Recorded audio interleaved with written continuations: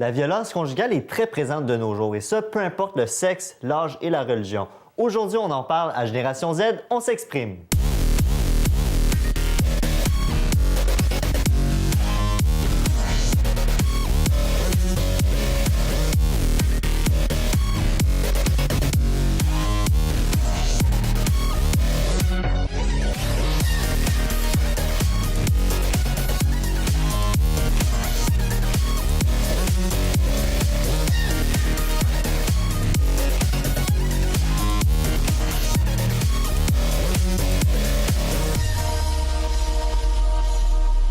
Aujourd'hui, on parle de violence conjugale et j'ai le plaisir de recevoir mes collaborateurs Nour et Carlando. Bienvenue à l'émission, vous allez bien? Oui, je vais très bien, merci. Super. Et notre intervenant, c'est un thérapeute spécialisé en gestion émotive, M. Gaétan Larocque. Bonjour, M. Larocque. Bonjour Cédric. Je pourrais vous appeler aussi notre fou du roi parce que c'est pas la première fois que vous venez nous voir. Vous êtes venu pour nous parler de l'amour, suicide, les phobies. Et aujourd'hui, on parle de violence conjugale. J'aimerais que vous définissiez qu'est-ce que la violence conjugale.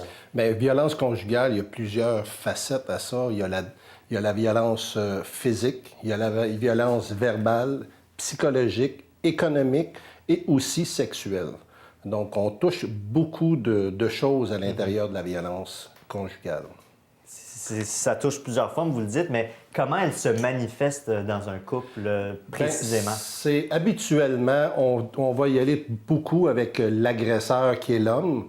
On voit aussi le côté femme, mais c'est beaucoup plus côté homme. Donc, la personne veut prendre le contrôle de la situation, le contrôle sur sa victime. Donc, qu'est-ce qu'il va faire dans l'ensemble si on parle de violence physique ou violence verbale?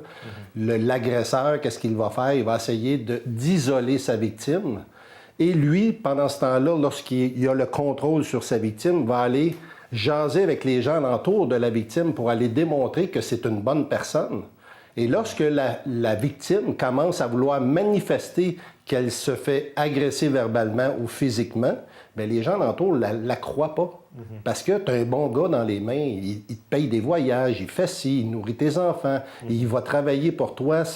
Et la personne qui est la victime se sent coupable, se sent dévalorisée, et c'est pour ça que la personne va continuer à rester là. Pour appuyer vos propos, juste vous informer d'une statistique qui dit qu'en 2012, il y a 19 731 personnes de 12 ans et plus qui ont été victimes de violences conjugales, et ça représente 6 % des infractions criminelles au Québec. Est-ce que c'est une statistique qui vous surprend, ça? Oui, ça me surprend. C'est beaucoup parce que ben, ça dépend de la gravité de la violence conjugale, mais c'est vraiment beaucoup parce que ça atteint beaucoup. Je veux dire, la victime, elle a des problèmes, elle peut développer des problèmes physiques, mentaux, de santé, financiers. Fait que ça peut vraiment aller loin. C'est ça, ça peut toucher toutes les sphères de la vie, que ce soit de la femme ou de l'homme, même si c'est plus présent chez la femme. Mais est-ce que vous en avez peut-être pas vécu, mais est-ce que vous connaissez quelqu'un dans votre entourage ou un ami d'un ami qui a été victime de violences conjugales? Non, en fait, non. Mais moi, ce que j'aimerais savoir un peu plus, c'est que comment la violence conjugale peut être économique et sexuelle. OK. Donc, le côté économique, bien, va menacer sa victime que, bien, si je te laisse, là, tu n'auras pas d'argent, il n'y a personne qui va t'aider. Donc, le côté monétaire, donc la personne qui a des enfants, qui n'a pas de travail, ou même si elle n'a pas d'enfants puis elle n'a pas de travail, comment qu'elle va faire si son homme s'en va? Si son pourvoyeur s'en va. Donc, le mari ou le chum là-dedans va dénigrer la personne sur le côté monétaire. Tu ne seras pas capable de faire ça, c'est moi qui est ton homme, c'est moi qui va pouvoir faire ça. Puis le côté sexuel, bien, c'est « je veux te faire l'amour à soir ». Et la femme dit non, mais continue à vouloir faire l'amour. La femme dit non encore, et là, agresse sa femme. Ça, dans les mots, c'est un viol. Exact. Même si c'est conjoint-conjointe, c'est un viol dans les mots. Parce que la dame dit non, et l'homme prend le dessus, et c'est un viol pur et simple. Donc, c'est le côté sexuel qu'on parle ici. Puis, il y a une autre statistique par rapport à la violence conjugale. Environ 80 à 85 % des victimes sont des femmes. Moi, je ne suis pas trop... mon opinion par rapport à cette statistique-là, je pense pas qu'elle est vraie. Parce que les hommes qui sont victimes de violences conjugales, je le sais, je connais quelqu'un dans ma famille proche qui a vécu ça. Les hommes ont un orgueil, ils veulent pas dire qu'ils ont vécu violence conjugale. Donc, est-ce que vous pensez que cette statistique-là, elle est fausse, elle est vraie? Qu'est-ce que ça représente? Ben, en fait, moi, je pense qu'elle est fausse, vu que pour avoir des statistiques claires, il faut que tout le monde soit honnête. Déjà, puis les hommes, là-dessus, je pense pas qu'il y en a qui vont vouloir être honnêtes là-dessus. C'est rare qu'il y en a qui vont vouloir être honnêtes là-dessus. Mais pourquoi on en parle plus? Quand on dit violence conjugale, là, que ce soit dans des publicités, que ce soit dans la sensibilisation, on parle pratiquement que des femmes. Pourquoi? Bien, si tu me permets, Oui. Cédric, moi, je suis d'accord avec la statistique. Pourquoi?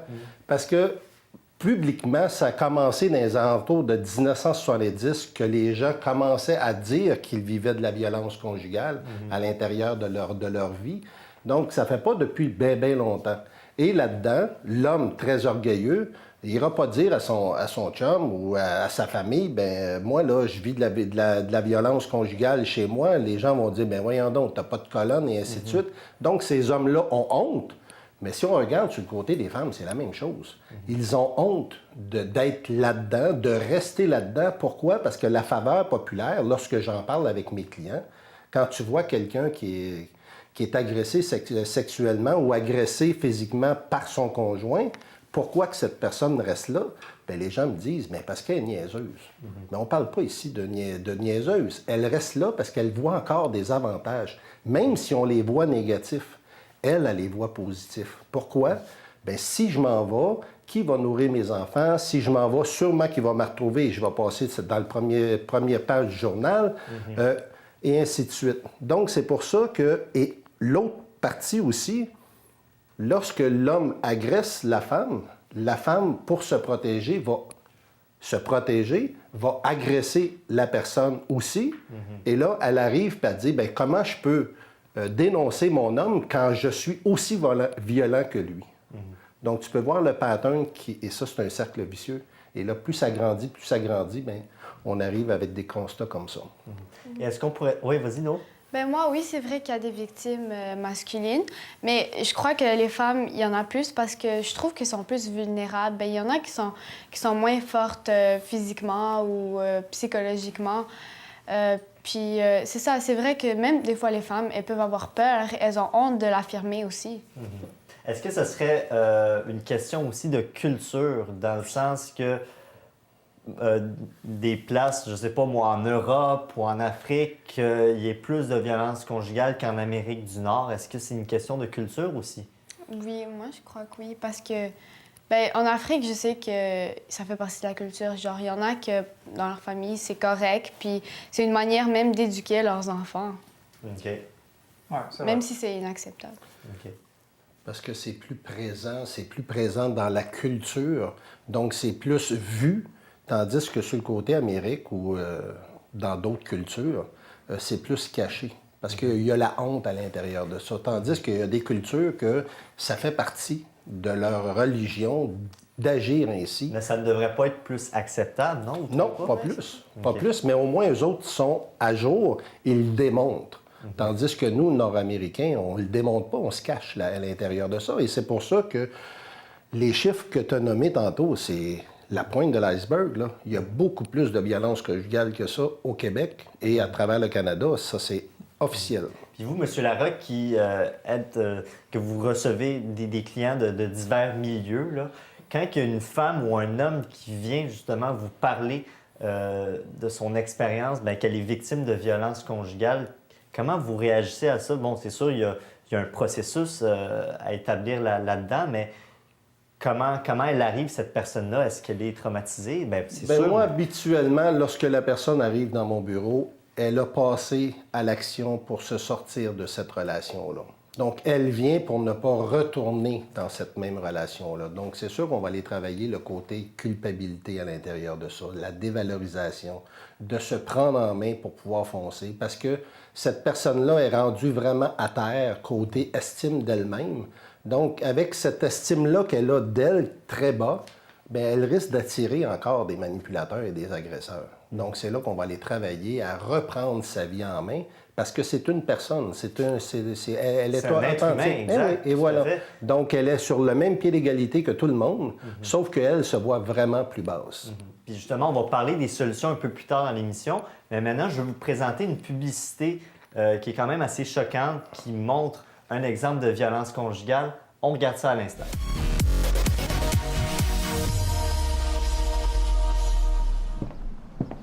Mais tu t'es vu? Mais regarde-toi un peu. Qu'est-ce qu'il y a? Bah c'est quoi cette robe? Tu t'es cru où? Tu peux pas sortir comme ça, quoi. Il va falloir que t'ailles te rhabiller. Franchement, je me demande ce que je fais avec une ratée comme toi, des fois. Bah, ça va. Mais non, ça va pas. Enfin, attends, c'est quoi ces fringues? On dirait que tu vas aller sur le trottoir pour te faire niquer pour 15 € si tu continues comme ça. Et si toi tu continues comme ça, je vais finir par te quitter. C'est ça, ouais, c'est ça. Et tu vas faire quoi? Sans moi, t'es plus rien. T'es même pas foutu de t'assumer. Tu le nourriras comment, ton gosse? Mais c'est trop indispensable. Mais ferme-la!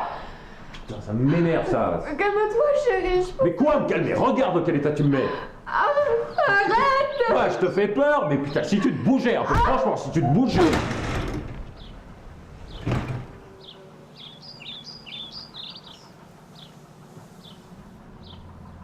Chérie.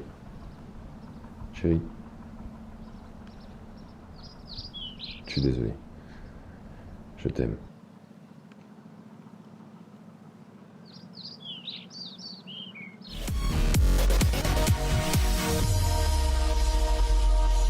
Une publicité qui porte beaucoup à réflexion et là, ça m'amène à vous poser la question suivante.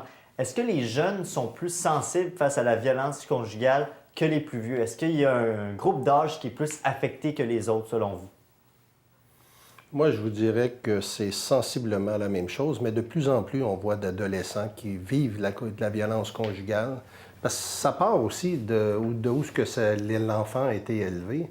S'il y a de la violence à l'intérieur de la maison, bien, il risque que l'enfant vive de la violence aussi à l'extérieur. La même chose avec la toxicomanie ou l'alcool et ainsi de suite. Donc, ça part à quelque part. Donc, un environnement et on amène ça. Mais de plus en plus, je vois des jeunes ados, jeunes adultes qui ont vécu de la violence conjugale. Est-ce que vous voyez ça au milieu collégial ou au milieu du secondaire, des formes de violence conjugale? Oh oui. En fait, quand j'étais au secondaire, il y en avait tellement. C'est juste... il y avait les jeunes filles qui se faisaient maltraiter par leur chum et tout ça, puis elles restaient toujours avec... moi, je me demandais des fois pourquoi. Tu sais, je les parlais, puis je les demandais pourquoi, puis elles ne pouvaient même pas répondre. Ils n'avaient pas de réponse précise pour me donner, mais 2 jours plus tard, ils étaient toujours avec leur chum. Ou ils trouvaient ça normal que... Ben, à oui, l'école- ouais, mais à un moment donné, ils disaient que c'était leur faute. Ben, à l'école, nous, au secondaire, il y a beaucoup de violence conjugale. Mais quand tu dis à un adolescent, ah, tu fais de la violence conjugale, pour eux, c'est un gros mot. Mais violence conjugale, ça peut être juste des menaces, ah, t'es pas belle à chaque jour, des trucs comme ça. Puis des fois, ça mène à l'intimidation. Fait que oui, il y en a vraiment beaucoup au secondaire, puis c'est surtout les gars qui le font aux filles. Puis il y en a... Ils font beaucoup de rabaissement, genre. Je connaissais une amie qui avait mon âge aussi, 18-19 ans, qui était en appartement avec son copain. Et lui, il contrôlait vraiment tout. Il mettait des caméras dans la maison. À chaque fois qu'il était avec elle, il la prenait, il la tirait comme ça. Moi, je pense pas qu'il y a eu de violence, mais est-ce que ces signes-là que je viens de vous mentionner, c'est un exemple de violence conjugale, de prendre le contrôle sur l'autre personne? Mais dès qu'on parle de contrôle sur une autre personne, on parle de violence. Que ça soit verbal, parce qu'il y a beaucoup de mots. T'es une ci, t'es une ça. Puis qu'est-ce qui arrive? Bien des fois, l'homme, pour se justifier de son geste, parce que j'ai vécu ça dans mon enfance, j'ai vécu de l'agression dans mon enfance, puis regarde, c'est plus fort que moi. Quand tu me parles comme ça, j'ai plus le contrôle sur moi. Pour emmener sa victime à se sentir coupable. Puis lorsque les personnes qui viennent me voir puis qui me parlent, qui ont vécu ça, c'est ça qu'ils se disent. J'aurais pas dû lui parler comme ça. C'est pour ça qu'il me frappe. On est rendu loin, là. Donc, c'est pour ça que la femme doit se reprendre sa possession de sa vie et ne pas laisser personne arriver à la manipuler. Mais quelqu'un, on revient souvent sur l'exemple de la femme, mais c'est quand même important de le mentionner. Par exemple, que justement, c'est son copain qui a le contrôle sur elle, mais elle n'est pas affectée physiquement. Il n'y a rien qui prouve qu'elle s'est fait battre ou qu'elle a eu des séquelles par rapport à ça. comment qu'elle peut faire, justement, parce que tu peux pas nécessairement appeler la police, dire « Bon, ben mon copain, il me surveille tout le temps, puis il me tient comme ça. » Puis, je veux dire, c'est difficile de prouver une violence conjugale, même si ça l'est. Effectivement, parce que comme je disais tantôt, Cédric, c'est que l'homme, le manipulateur, l'agresseur, va faire le tour de la famille pour montrer qu'il est un bon gars. Donc, ça se passe à l'intérieur de 4 murs, cette violence-là. Donc, peut lui dire n'importe quoi à sa femme, à sa victime, peut lui dire n'importe quoi, que c'est une ci, que c'est une ça. Mais quand elle va sortir pour aller dire ça aux autres, ils n'y accréront pas. Donc, c'est pour ça que la femme qui est victime de ne pas aller voir les gens qui sont alentour d'elle pour aller expliquer ça, parce qu'il risque que ces personnes-là ne la croient pas. Et lorsque les autres ne la croient pas, bien, ça fait juste amplifier que c'est encore moi qui est responsable de cette violence-là. Et c'est pour ça que la femme va continuer à rester là-dedans. Exact. En fait, Oui, vas-y. moi, j'ai une histoire un peu similaire, vu que ma mère a été victime d'agression et tout ça. OK. Disons que j'étais plus jeune, mon beau-père, en fait, mon ex-beau-père, il venait me parler à moi et à ma sœur. Il venait nous dire, voilà pourquoi, voilà comment votre mère, elle est pas bonne et tout ça. Puis Ah nous oui, autres, ouais, Il exactement. y avait le courage de... Exactement. Puis il nous disait des affaires négatives là-dessus, fait que nous autres, au fil des temps, en 5 ans, on a commencé à voir que c'est notre mère qui capotait tout le temps et tout ça. Puis, mais est-ce qu'à à ce stade-là, vous étiez... est-ce que vous étiez tranché en deux? Est-ce que vous décidiez que c'était quelqu'un qui avait raison, l'autre tort, ou ouais, mais pas vraiment? c'était ça qu'il fallait faire, en fait. On avait comme pas le choix de se tenir d'un côté, en fait. Fait qu'à un moment donné, je me suis dit, OK, il faut plus que je fasse ça. Fait que je sais, j'ai pu remarquer c'était qui avait tort et tout ça. J'ai pu remarquer qu'il y avait un manipulateur, en fait, comme monsieur le dit, un manipulateur qui allait parler avec les autres membres de la famille même pour prouver que c'est ma mère qui était pas correcte dans la famille. Et est-ce que ça t'affectait, toi, dans ta propre c'est vie sûr ou que ça avec tes m'affectait frères et sœurs? Mais c'est sûr que ça m'affectait dans ma vie. J'avais du mal à me concentrer à mes études et tout le truc. Mais comment dire, j'arrivais pas à comprendre comment quelqu'un pouvait maltraiter une personne qui disait aimer. Sincèrement, moi, je pense que si la personne, en fait, il dit qu'il s'aime, mais il y a des violences conjugales, c'est pas l'amour, ça vaut pas la peine. Ils vont pas la peine d'être ensemble, en fait. Si la personne vit une violence conjugale, il devrait partir. Mais moi, quand j'y repense aux différentes sphères de la violence conjugale, j'ai déjà été victime de violence conjugale juste tout récemment. OK. Puis oui, comme M. Gaëtan disait, lui, il essaie de faire son gentil avec tout le monde, alors quand toi, tu parles, on te croit pas. Mais une chance qu'il faut vraiment trouver les bonnes personnes qui vont ne pas juger et qui vont vraiment te croire et tout. Puis moi, j'avais mes parents, là, c'est bon. Exact. Donc, une chance qu'on a des parents qui sont là pour nous aider. Avant de parler des solutions, j'aimerais vous présenter un court Vox Pop que j'ai fait au Collège Montmorency où j'ai interviewé des jeunes face à la violence conjugale. On regarde ça. Selon toi, pourquoi il y a des problèmes de couple comme ça qui se chicanent puis qui s'entendent pas bien?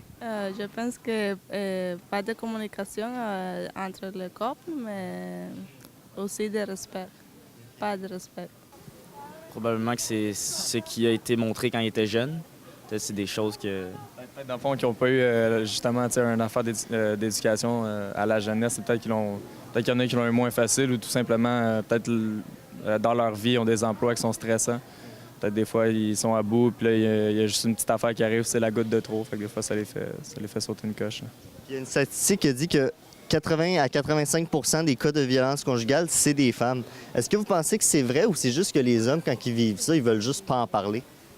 Ben, en général, ça doit être vrai, mais c'est sûr qu'il y a une... Moi, si je me ferais battre par ma femme, en fait. Mais j'en parlerai pas, là. Je pense... On n'est pas porté naturellement à en parler, on est plus on garde ça en dedans. Ouais, les filles... Souvent, le problème qui arrive, c'est que quand, justement, il y a une femme qui donne des coups, mais après ça, elle dit « Si tu me donnes des coups, j'appelle la police, puis ils vont t'embarquer. » Puis souvent, la police, il y a comme automatique de rentrer le gars tout le temps. Ben, c'est sûr, un gars, c'est plus dur à se défendre de dire ma femme me bat, me frapper. Tout le monde te juge un peu, mais une femme qui dit que son homme l'a frappé, ça arrive plus souvent, c'est plus crédible. Des réponses très intéressantes. Et là, je vais vous poser ma troisième question. Là, on en arrive là, les ressources, les solutions pour contrer la violence conjugale. C'est quoi, selon vous? Bien, il y a plusieurs solutions. Mais si on commence par regarder, voir le processus de la violence conjugale, on commence avec la tension à l'intérieur du couple. Il y a l'agression. Après ça, il y a la justification. Puis après ça, on retourne à l'amour, puis la réconciliation et ainsi de suite. Si ça ressemble à ça, votre vie, moi, je dirais, appelez SOS violence conjugale pour aller parler avec une personne de neutre. Parce qu'il y a des endroits où ces personnes-là peuvent avoir des ressources. Il y a des centres fermés, Cédric, que les femmes peuvent aller se ressourcer, aller travailler. Femmes, je pense à ça. Effectivement. Il y en a un autre qui, dans le bout des Laurentides, il y a un autre centre fermé. Okay. Donc, la femme va être là, va être entourée de thérapeutes pour pouvoir justement calmer la tension, voir plus clair dans sa vie et après ça, de prendre une décision plus éclairée. Comment une femme peut se dire « je vis de violence conjugale et il faut que j'aille m'informer sur ça, il faut que j'aille consulter ». Comment on peut... Bien, dès qu'elle a un soupçon, moi je dirais, parlez-en. Laissez pas faire monter la tension là-dedans. Si vous croyez que vous êtes agressé, que votre conjoint vous parle mal, puis qu'il y a beaucoup de violence physique et violence verbale ou psychologique, peu importe, c'est d'en parler tout de suite. Ne laissez pas aller cette donnée-là parce que ça va s'empirer. Et plus que ça va aller, plus la personne va être démunie parce qu'elle va être isolée à l'intérieur. Puis là, il n'y a plus personne alentour qui va croire cette personne-là parce qu'elle n'a pas de marque, il n'y a rien, c'est isolé. Donc, cette personne-là se retrouve tout seule.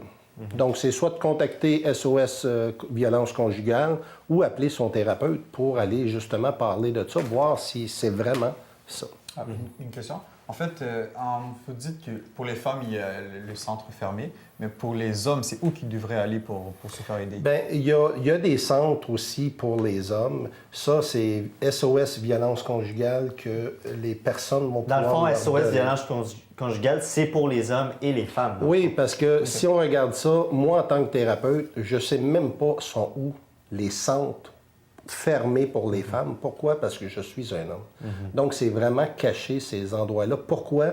Parce que si l'agresseur sait où se caler sa femme, bien, elle risque d'aller... C'est pour la confidentialité aussi. Et là. voilà. Donc, c'est pour ça que SOS violence conjugale, c'est la meilleure place pour pouvoir téléphoner, pour justement avoir ces ressources-là. Et ces gens-là sont placés pour pouvoir donner des bonnes ressources à ces gens-là. Est-ce que tu connais des solutions, nous, qu'on pourrait apporter vis-à-vis de la sensibilisation ou la consultation? Oui, ben en fait, la violence conjugale, pour moi, c'était vraiment comme quand le couple il commençait à se crier dessus puis tout. Fait qu'il faudrait d'abord que les jeunes soient informés de c'est quoi la violence conjugale. Parce que la violence conjugale, ça peut commencer juste par des menaces puis un petit peu d'intimidation. Fait que vraiment avoir des ateliers à l'école ou des conférenciers qui viendraient nous expliquer c'est quoi la violence conjugale. Toi, je suis tout à fait d'accord avec nous, sincèrement. T'es tout le temps d'accord avec nous? Non, mais c'est vrai, je suis tout à fait d'accord avec nous parce que je pense qu'il faut prendre le problème à la racine, en fait, on peut dire, pour pouvoir parler aux jeunes, pour pouvoir leur expliquer exactement c'est quoi, c'est comment qu'il faut faire, puis si ça vous arrive, c'est où trouver les moyens, c'est comment parler avec vos parents aussi. Une fille qui est au secondaire, par exemple, je pense pas qu'elles sont toutes portées à aller vers le professeur ou la psychologue de l'école pour en parler. Tu sais, c'est vraiment difficile. C'est quelque chose qu'on garde entre nous. Là. Bon, c'est sûr, je généralise peut-être, mais c'est ce que je vois en général. Des jeunes filles qui sont victimes de ça, ils n'ont pas le goût nécessairement d'en parler à un supérieur à l'école. Donc, parler à un ami, je pense que ça peut aider aussi. Mais des fois, même les amis, ils peuvent pas trop être compréhensifs dans ce genre d'affaires. Dans ce genre d'affaires, pardon. Mais c'est ça, même, je veux dire, à l'école, les psychologues, puis tout, des fois, c'est pas trop cool parce que même des fois, on va dire, il faut agir, puis eux, ils agissent. Des fois, ils agissent, mais après, toute l'école le sait. Fait que des fois, on veut ce rapport confidentiel. Et la plupart du temps, elles sont pas portées à le faire parce qu'elles ont peur. Elles ont peur de, si elles s'expriment, comment la personne va réagir. Fait que faut être forte, puis le dire, puis dénoncer. Mais c'est ça. Donc, Les parents, c'est une bonne solution, à les consulter aussi. Les amis, c'est ça, il faut faire attention. Est-ce que si on créerait pas des programmes, mais je veux dire, par exemple, des conférences, pas nécessairement dans le milieu scolaire, mais juste des conférences sur la violence conjugale, que ce soit quelqu'un, une personnalité connue qui dise que j'ai vécu de la violence conjugale, est-ce que ça peut avoir un impact, puis est-ce que ça peut pousser les gens à s'ouvrir là-dessus? Oui, effectivement, parce que si c'est une personne publique, les gens vont voir plus le côté sérieux de la chose que ce soit une autre personne qui n'est pas connue. Mais moi, je suis d'accord avec nous d'aller dans les écoles pour aller justement à grandeur de l'école, de parler de violence pour qu'au moins la personne qui a des soupçons qu'elle se sent agressée va constater qu'effectivement, elle est là-dedans. Et là, elle va pouvoir bouger pour pouvoir se sortir de cette violence-là. Mais c'est que les jeunes, aujourd'hui, ne sont pas assez éduqués sur ce sens-là. Ça grandit. Ils sont rendus à 30, 40 ans, puis ils ont vécu de la violence toute leur vie, puis ils ne savaient même pas qu'ils vivaient de la violence. Parce que là-dedans, c'est pas de l'amour, c'est de la possession. La personne ne veut pas perdre sa femme, donc qu'est-ce qu'il va faire? Il va l'isoler, justement, pour qu'elle ne voit pas d'autres hommes. Et il y a beaucoup de jalousie à l'intérieur de ça, parce que c'est ma femme.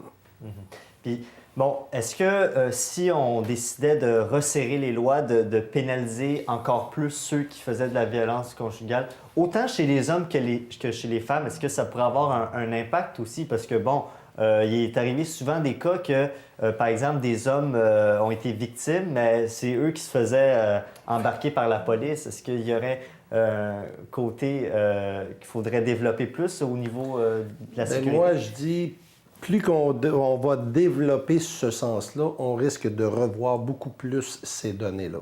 Donc, c'est pour ça, c'est vraiment un milieu très petit, je pourrais dire, parce que plus qu'on essaie d'en parler, plus qu'on va essayer de mettre des lois par rapport à ça, des sentences, bien des fois, on va incriminer des gens qui ne sont pas les abuseurs. Donc, c'est là qu'il faut faire attention parce qu'il y a beaucoup de femmes, pour se venger d'une situation X, va dire que son mari l'a violentée. Et on en voit souvent des choses comme ça, qu'au lieu d'embarquer la femme, il embarque l'homme parce que c'est normal que ce soit l'homme qui soit l'agresseur et non la femme. Puis c'est seulement après ça, puis bien des fois, c'est même pas ça qui s'est passé, c'est juste pour avoir la garde des enfants et ainsi de suite. Puis... Tous les avantages qui viennent avec. Et voilà. Bien, écoutez, je vous remercie beaucoup, M. Larocque. Je vous remercie beaucoup, Carlando et Nour, d'avoir participé à l'émission. M. Larocque, si jamais il y a quelqu'un qui est victime puis qui veut consulter, bon, on a parlé d'SOS violence conjugale, mais si quelqu'un veut vous consulter, vous, personnellement, est-ce que ça se fait? Ou... Oui, ils ont juste à téléphoner à la Clé du Cœur, 514-792-3063, ou de prendre quelqu'un avec qui vous avez confiance, qui fait de la thérapie, un psychologue, d'aller voir votre médecin. Ouais. Votre médecin va vous référer. Ouais. Donc, c'est pour ça que peu importe la personne qui va être l'intervenant, trouvez-vous un intervenant. Puis même pour ceux qui ont moins de 18 ans, tels jeunes aussi répondent à ces besoins-là, des victimes. Effectivement, des jeunes victimes ils vont les enligner vers des gens qui vont être capables de les aider à se sortir de cette violence-là. Merci beaucoup, M. Larocque. Ça me fait plaisir. Nour, tu viens de te partir un nouveau blog, puis tu parles de plusieurs sujets d'actualité. Quel est ce blog? Bon, j'ai commencé un blog, ça s'appelle souslesprojecteurs.weebly.com. Okay. Et puis, je parle de tout. Je parle de mode de vie, nouvelles, culture, mode. OK. Ah, bien intéressant. On va aller regarder ça avec plaisir. Merci beaucoup d'avoir participé à l'émission. Mais sur ça, je vous laisse avec la question de la semaine, cher public, que vous pouvez aller répondre sur notre page Facebook Génération Z, on s'exprime. Et la question est la suivante. Comment réagirez-vous si un de vos proches était victime de violences conjugales? Vous pouvez répondre à notre question Facebook. Et sur ce, je vous souhaite une bonne fin de journée. La semaine prochaine, on parle de musique à Génération Z, on s'exprime.